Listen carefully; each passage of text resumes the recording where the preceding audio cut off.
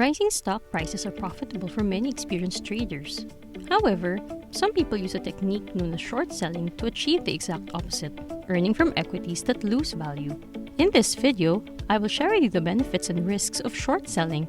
And if you're new to this channel, then hit the subscribe button below for more life hack content.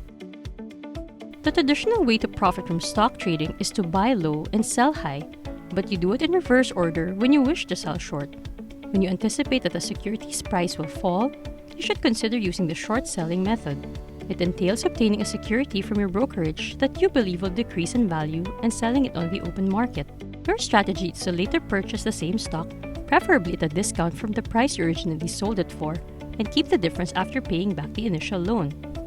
Although short selling may seem simple, there's a lot of risk involved in this type of speculative trading. For example, stock A, which is currently trading at $50 a share, is predicted to fall when the company releases its annual profits report in a week. As a result, the investor short sells 100 shares to the market while borrowing 100 shares from a broker. In the anticipation that the share price will fall, the investor now shorts 100 shares of stock A that he did not hold. A week later, after the corporation releases its annual earnings, the price of stock A drops to $40 per share. In order to cover his short position, the investor decides to purchase 100 shares of stock A for $40 each. He then sells those shares back to the broker, completing a buy-to-cover order. Consequently, the investor earns a profit of $10 per share, or $1,000 on the entire transaction before commissions and interest. But if the share price of the stock rises to $60 and the investor intends to cover his short position, he will have to purchase 100 shares on the open market at the current share price of $60 in order to do so. Given that the stock shares were repurchased at a higher price, the short sale transaction would incur a loss of $10 per share, or a total loss of $1,000, excluding commissions and interest. To sell short, you sell shares of a security that you do not own, which you borrow from a broker.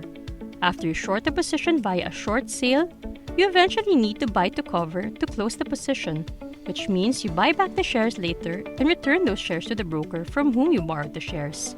You can make a profit from short selling if you buy back the shares at a lower price. When you trade stocks in the traditional way, which is buy low and sell high, the maximum amount that you can lose is your initial investment. But as you stand to lose more money, the higher the stock price rises, the more you could theoretically lose when shorting stocks. You can short the shares as long as you fulfill the minimum margin requirement for the security. You will only be charged interest on the shares you borrow. Why do investors do short selling? This is because selling short can be used for speculation or hedging. Short selling is a strategy used by speculators to profit from a possible collapse in a particular security or the market at large.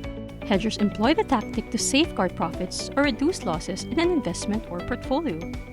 Notably, knowledgeable people and institutional investors commonly employ short selling tactics for simultaneous hedging and speculation.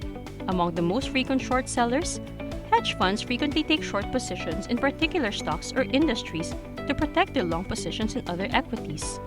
Only experienced investors and traders should consider short selling due to the possibility of infinite losses, even though it does provide investors a chance to gain money in a rising or neutral market.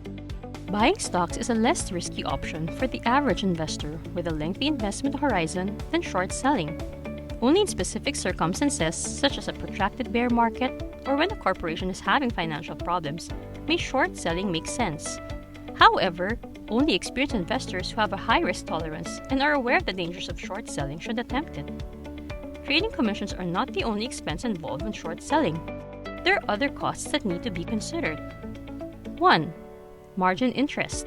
Because short selling can generally only be undertaken in a margin account, the short seller has to pay interest on the borrowed funds. You must first set up a margin account to hold qualified bonds, cash, mutual funds, and/or stocks as collateral because you are borrowing shares from a brokerage company.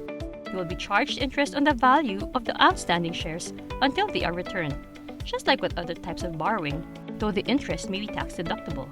The most liquid shares may be free to short, while the least liquid shares may require an annualized interest rate that exceeds 100% of the value of your position.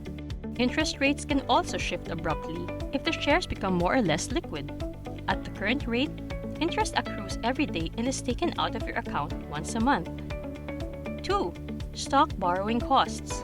Due to high short-term interest rates or constrained share flow, some corporations may be difficult to borrow shares from.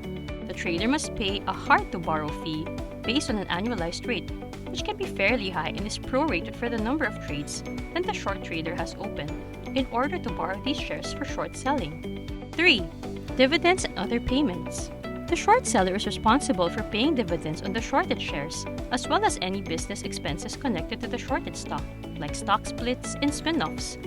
While a stock can trade for as little as $0, the greatest profit you can gain theoretically from short selling it is 100%. After accounting for charges related to the short position, such as stock borrowing costs and margin interest, the actual profit on a successful short transaction is probably less than 100. Because some irresponsible short sellers have employed unethical strategies to lower stock values, short selling has come to be associated with bad behavior. However, when done properly, short selling aids in the efficient operation of the financial markets by supplying market liquidity, acting as a reality check for investors' exaggerated expectations, lowering the likelihood of market bubbles, and permitting the mitigation of downside risk. All investments and investing methods carry inherent risks that increase the possibility of facing monetary loss or asset degradation. Thanks for watching! If you like this video, please click the like button, and if you want to upgrade your life from what you have to what you deserve, click the subscribe button now.